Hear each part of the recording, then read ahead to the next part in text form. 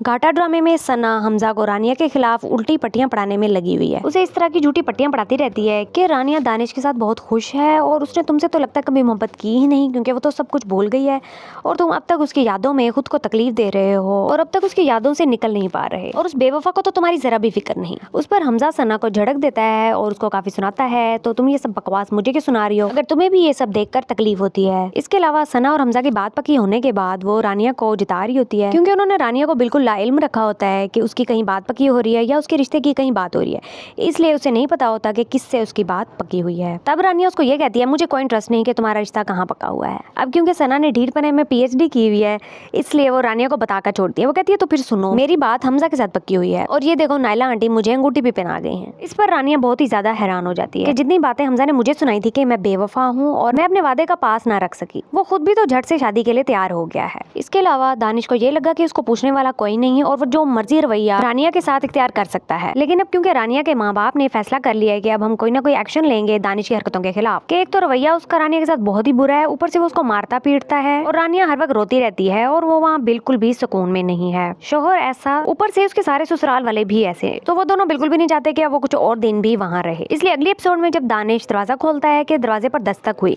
उसके सामने उसका ससुर यानी रानिया का बाप खड़ा होता है और उसके साथ वकील और पुलिस की पलटून पूरी खड़ी होती है, जिसको देखकर दानिश बहुत ही ज्यादा हैरान हो जाता है कि ये क्या हो रहा है। अब उसका बाप वकील लेकर आया है, पुलिस भी कि ये अपनी बीवी पर तशद्दुद करता है और उसके दबाव में आकर रानिया उसके साथ ना रहने का बोल नहीं पा रही, तो वो वकील उससे पूछेगा कि क्या आप यहाँ जबरदस्ती रह रही हैं, और पुलिस भी सामने ही खड़ी रहेगी कि कहीं उस पर कोई जोरों जबरदस्ती ना की जाए। लेकिन यहाँ रानिया फिर से मना कर देगी, वो अपने बाप से कहेगी कि डैड मैं यहाँ अपनी मर्जी से रह रही हूँ, किसी ने मुझ पर कोई जबरदस्ती नहीं। लेकिन अगर तो वो मान जाती है तो वकील उसकी स्टेटमेंट लेकर और पुलिस उसकी स्टेटमेंट लेकर रानिया को वहाँ से उसी वक्त लेकर जा सकते हैं।